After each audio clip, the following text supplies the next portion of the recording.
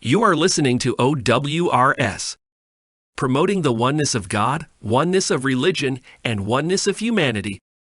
My home is the home of peace. My home is the home of joy and delight. My home is the home of laughter and exaltation.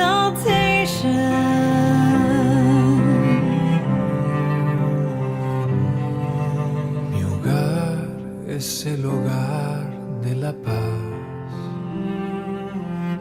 Mi hogar es el hogar de la alegría y el deleite.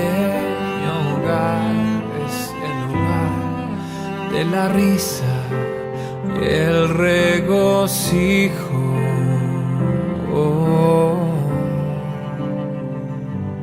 Whosoever enters through the portals of this home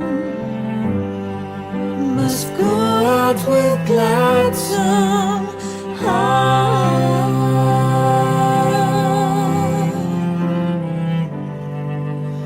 This is the home of light.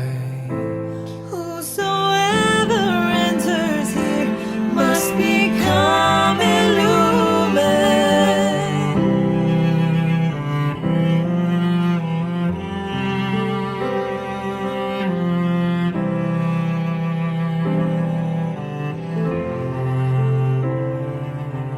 My home is the home of peace. Mi hogar es el hogar de la paz. Home is the home of joy and delight. My home is the home of laughter and exaltation.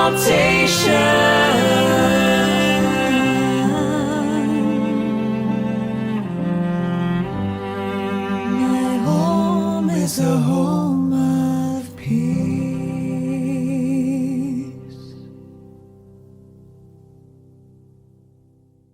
Thank you for listening to OWRS.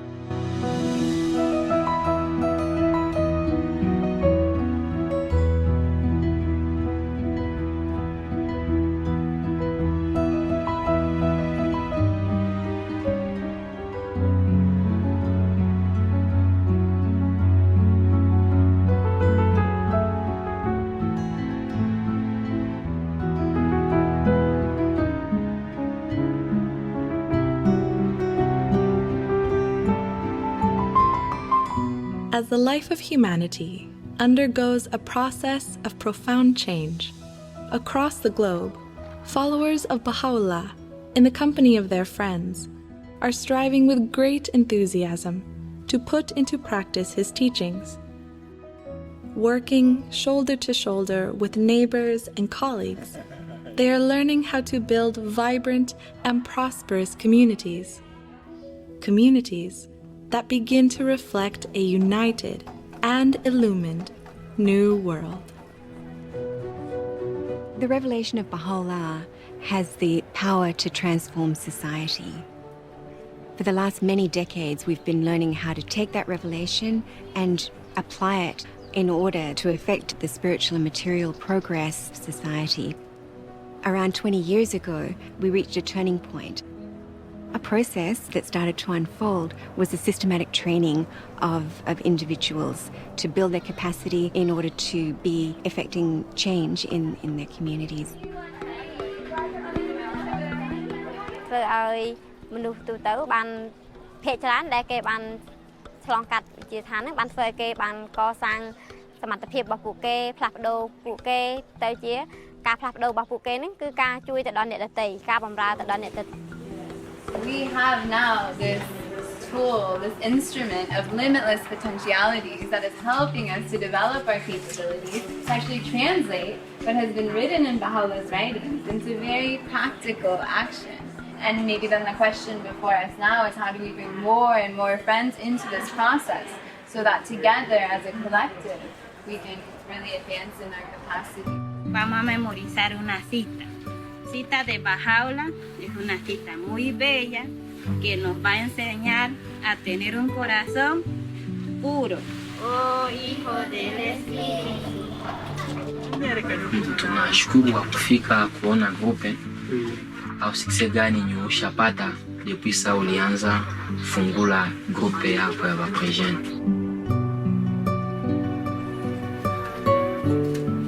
युवा अवस्था भनेको चाहिँ यस्तो अवस्था हो जस्तो कि वसन्तकाल जस्तो हैन त्यो अवस्थामा हामीहरू जे पनि गर्न सक्छौँ चाह्यौँ भने युवाहरू हैन अनि जुन युवा भनेको एउटा निर्भीक सिंह जस्तै हो त्यसकारणले जुन हामी युवाहरू हौं त्यो युवा भइसकेपछि हामीहरू के त आफ्नो समाजको लागि केही न केही राम्रो काम गर्नुपर्ने छ त्यसको जुन राम्रो नैतिक उद्देश्यको बारेमा हामी उनीहरूसँग कुरा गर्न सक्छौँ. In October 2017, people from every walk of life gathered in homes and halls, parks and universities to celebrate the bicentenary of the birth of Baha'u'lláh.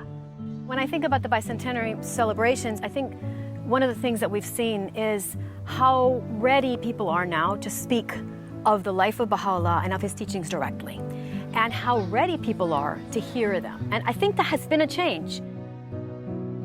Bahá'u'lláh ha traído estas herramientas para realmente transformar nuestras vidas individuales y colectivas. El Bicentenario nos llevó a otro nivel de acción colectiva.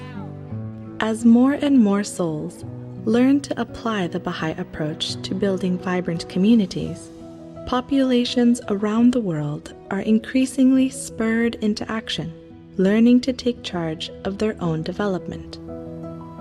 Bahá'u'lláh, además de que nos da ese sentido de propósito, ya como individuos, nos indica claramente cómo podemos cumplir ese propósito en base a las interacciones que tengamos con los demás.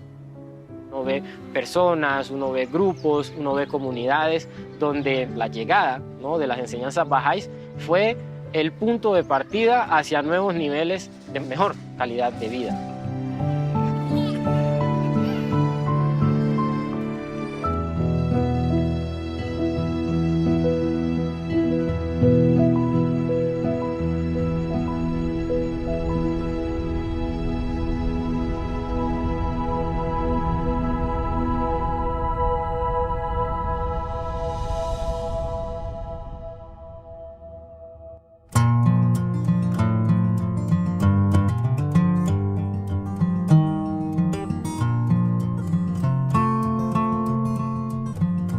O ye dwellers in the highest paradise, proclaim unto the children of assurance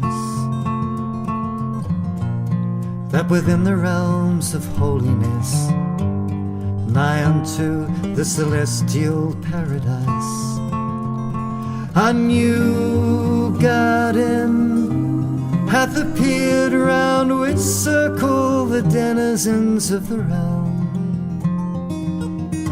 On high, the immortal dwellers on the exalted paradise.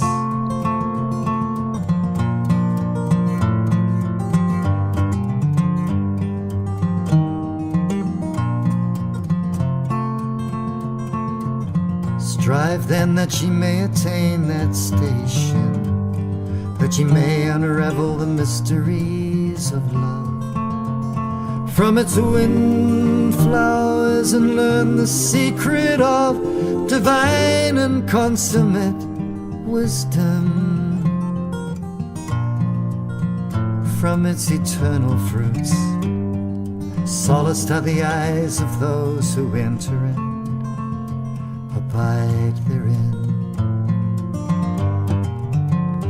Abide therein. Abide therein. Abide therein.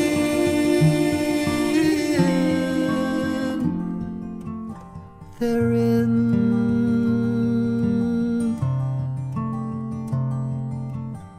Thank you for tuning in. You can contact us at info@oneworldradiostation.org. About the right writings of Shoghi Effendi, the guardian of the Baha'i faith, and it's useful as a quick introduction to what he wrote. Probably the best place to start is to say a little bit about who Shoghi Effendi was. He was, of course, the guardian of the Baha'i faith, which means he was in charge of it and was the leader of it for a period of time from 1921 to 1957. He was born approximately March 1st, 1897. So when he passed away in 1957, he was 60 years old. His grandfather was Abdul-Baha, who was of course, the successor to Bahá'u'lláh, the prophet of the founder of the faith. Abdul-Baha was then the second head of the faith. Abdul-Baha had various children, only 4 of whom survived to adulthood, all of whom were daughters. And Shoghi Effendi was the oldest grandson of Abdul-Baha and the first child of the oldest daughter of Abdul-Baha. So that's where he's from. I should also add that Shoghi Effendi's father was an Afnan. In other words, he was a descendant of the family of the Bab, so that in Shoghi Effendi you had descent both from Bahá'u'lláh and from the family of the Bab. In 1921, Abdul-Baha passed away. Shoghi Effendi, who was 24 years old at the time, was at Oxford University taking courses in order to perfect his English so that he would be a better translator. Of course, he immediately had to hurry back to Haifa in Palestine. There was, of course, no Israel at that time. And in January of 1922, shortly after he arrived, he found out that he had been named the head of the Baha'i faith, the guardian of the Baha'i faith, when Abdul-Baha's will was first read aloud to a gathering of Baha'is. It was the first time it had been publicly aired, and Shoghi Effendi discovered that he was the head of the faith. His ministry lasted from that point to his passing in 1957, a total of 36 years. His passing was unexpected and was in London on the 4th of November, 1957. His legacy, among other things, is enormous literary output that really is the focus of this presentation today. Now, Shoghi Effendi had his authority to do various tasks for the Baha'i faith from the Will and Testament of Abdul-Baha. The Will and Testament specified certain things that the guardian of the faith, of which Shoghi Effendi was the first and only guardian, specified various things that Shoghi Effendi then took to be his mandate. And just mentioning a few of them, first of all, the Will and Testament of Abdul-Baha specified how local and national spiritual assemblies were to be formed, be elected, and that from them the Universal House of Justice, the supreme legislative body of the Baha'i faith, would be elected. So Shoghi Effendi took this detailed blueprint for producing the Baha'i administrative order as one of his most important mandates, and he labored all of his life to build this set of institutions, immediately asking Baha'is to begin to form local spiritual assemblies, national spiritual assemblies, leading up to the point where a Universal House of Justice can be elected in 1963. These institutions then made it possible to carry out systematic teaching plans, and these teaching plans, of course, were based on another important letter by Abdul-Baha, the so-called Tablets of the Divine Plan, a series of 14 letters to the Baha'is of the United States and Canada, penned in 1916 and 1917, where he gave them the mandate of taking the Baha'i faith to the entire world, specifying particular places that the faith should be established, things that they should do, such as learning languages, peoples that they should reach, such as the American Indians. So it's quite an elaborate set of instructions by Abdul-Baha, and Shoghi Effendi, once he had institutions to organize the effort, then proceeded to systematically take the Baha'i faith to first Latin America, then to Europe, Africa, and to various parts of Asia where it had not yet penetrated. And so Shoghi Effendi did that based on these institutions and based on the Will and Testament and based on the Tablets of the Divine Plan. Finally, the Will and Testament gave Shoghi Effendi the authority to interpret the writings of the Bab, Baha'u'lláh, and Abdu'l-Baha. And as such, he was the infallible interpreter, and therefore he was one who, first of all, could translate the writings into English, because he could discern their meaning when it wasn't clear. Second of all, he was one in a position to answer the question, what does this mean? What does this mean? How do we do certain things? Because of this authority that the Will and Testament conveyed upon him. And so, from the point of view of his literary output, this particular aspect of the Will and Testament is very, very important. We have at the archives in Haifa, Israel, 34,000 different documents that came from Shoghi Effendi.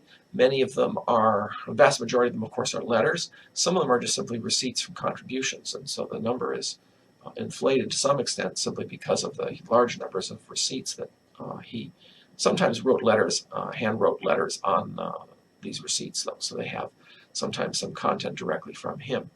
Altogether, the Baha'i World Center has digitized all these documents, and they total 5 million words. So we have a vast corpus of interpretation of the meaning of the writings of Baha'u'lláh and Abdu'l-Baha in these texts.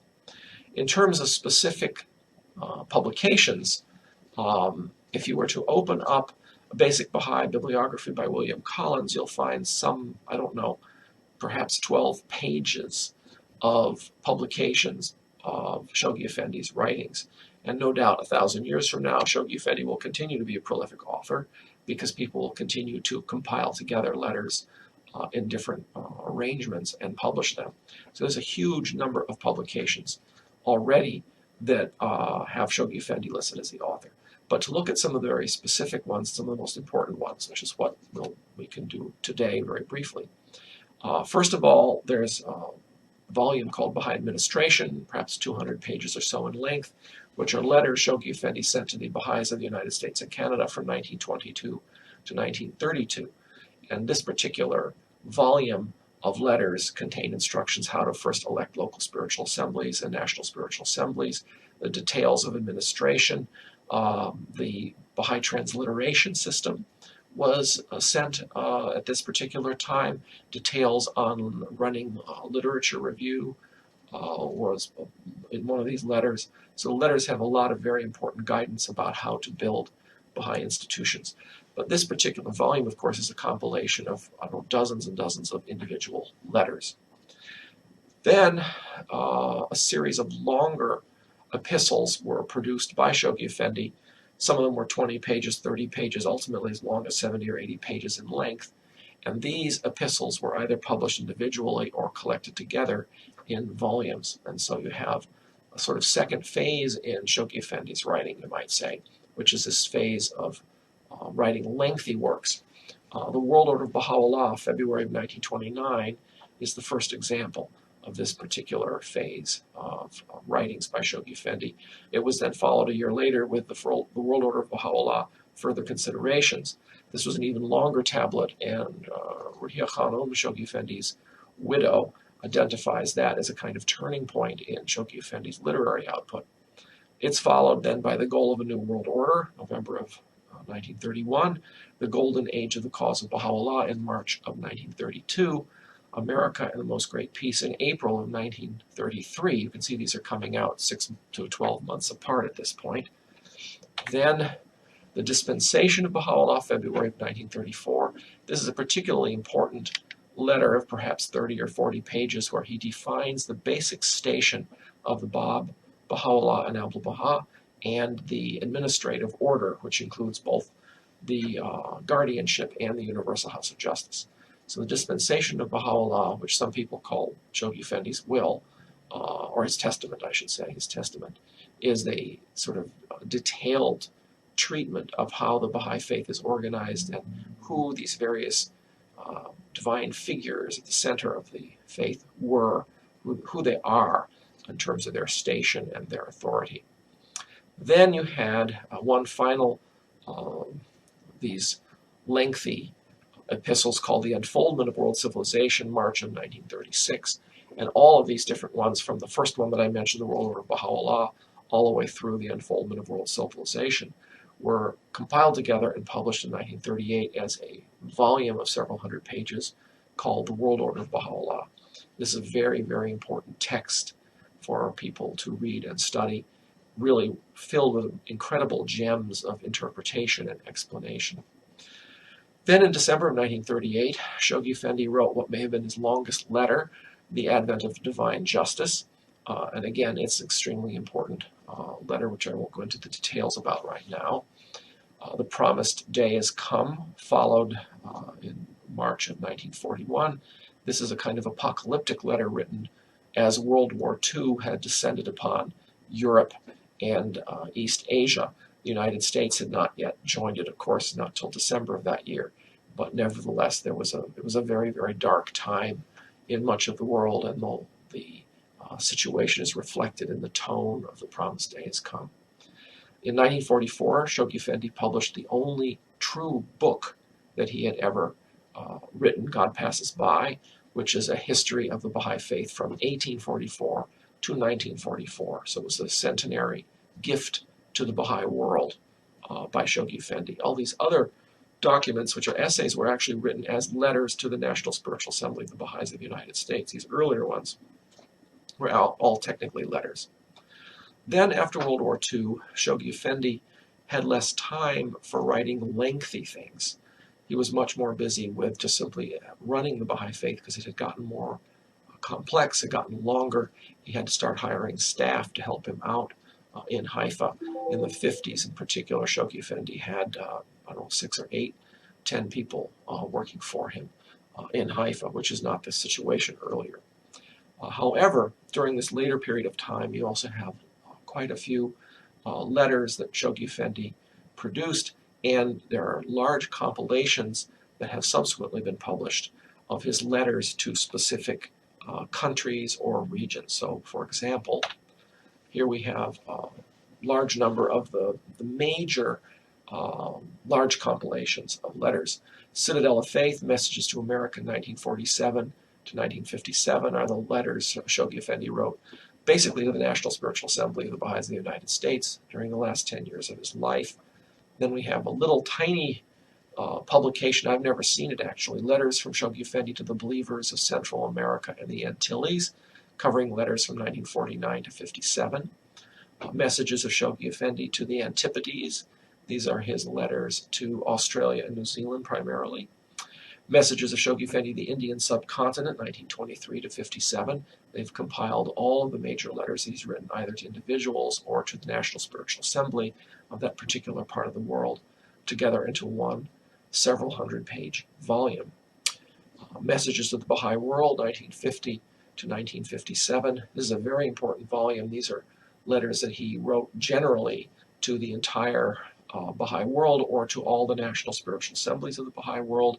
These are the letters where he names people Hands of the Cause of God.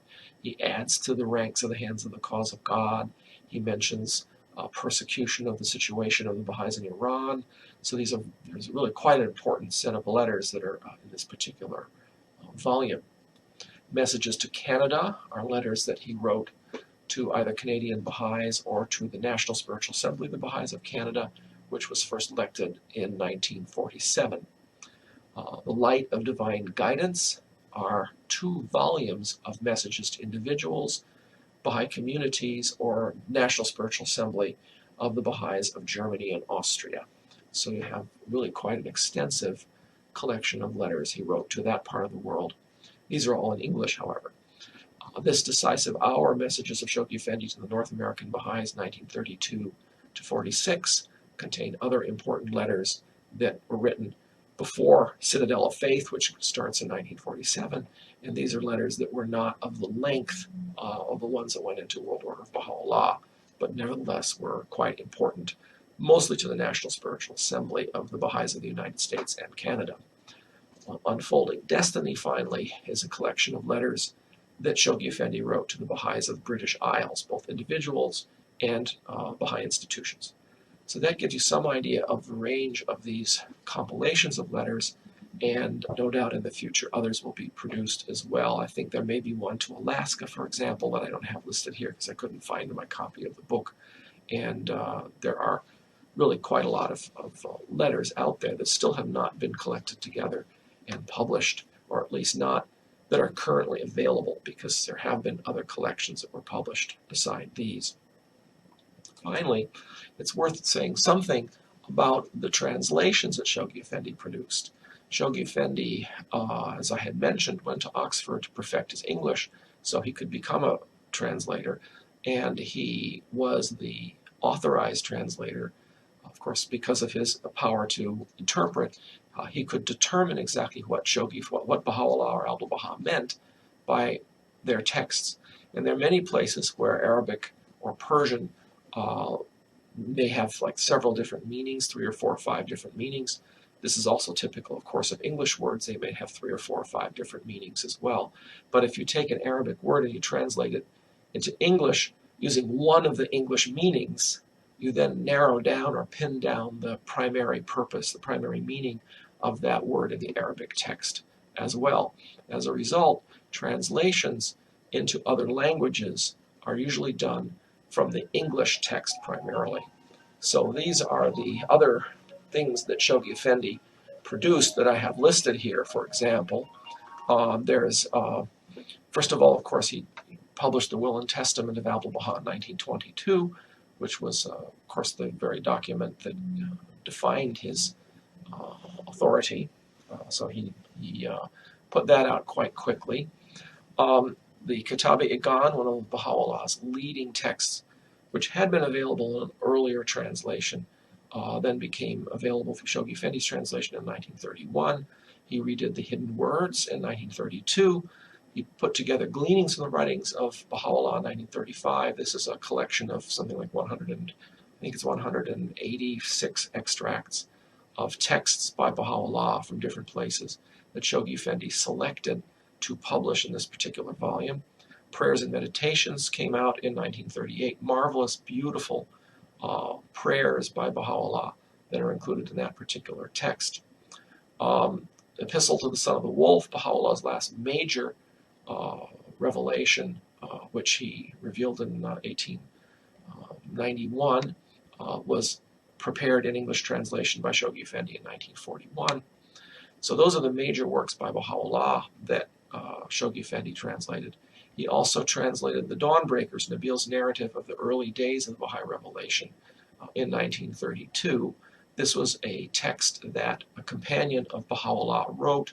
Baha'u'lláh asked him at one point to rewrite it, and so we have various versions of it that had been prepared by Nabil, one of which I think was more or less the final version, had actually been stolen, and so Shoghi Effendi had to reconstruct from the various manuscripts the best text and translate that into English, and this of course appeared in English in 1932. It's a magnificent account of the growth of the Baha'i faith from the time of the Bab, 1844, actually a little earlier with the Shoghis in the earlier 1840s, all the way up to about the 1850s. Shoghi Effendi also encouraged the publication and translation of Baha'u'lláh in the New Era, which was a kind of basic textbook that was written partly during the time of Abdu'l-Baha.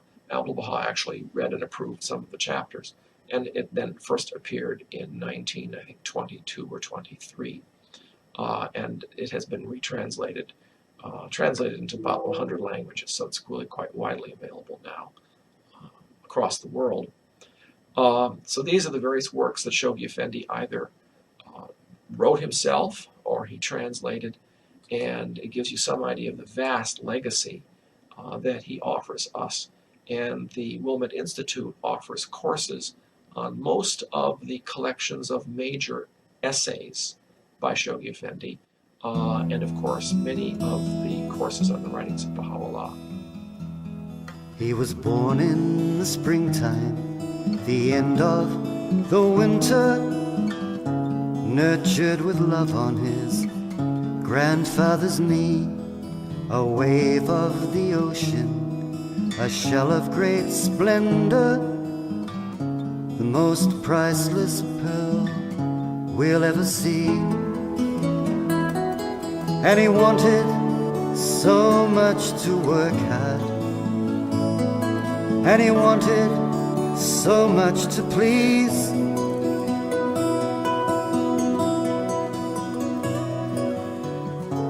sent far away to finish his schooling. A telegram came returning him home. Born to a station he may not have chosen, he carried a mountain the rest of his days. And he wanted so much to work hard, and he gave so much on the way.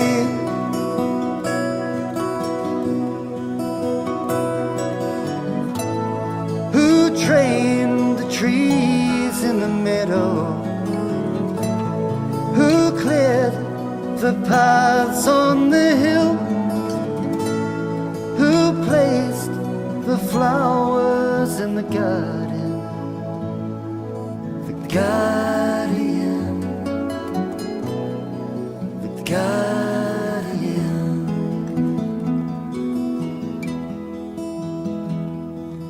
Do do do do do do do do do do do do.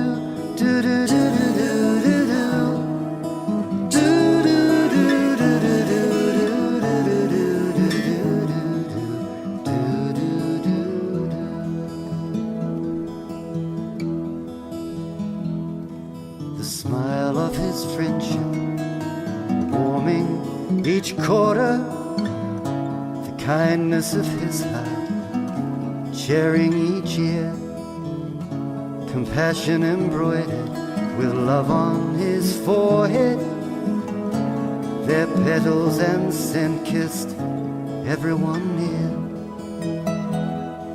And he wanted so much to work hard, and he wanted so much to share.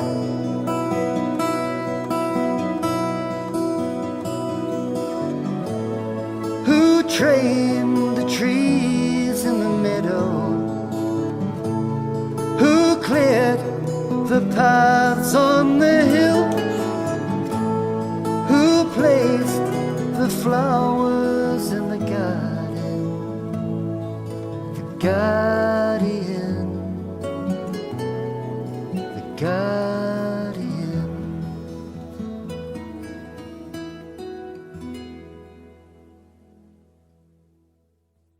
Wishing you health and happiness. Bye for now.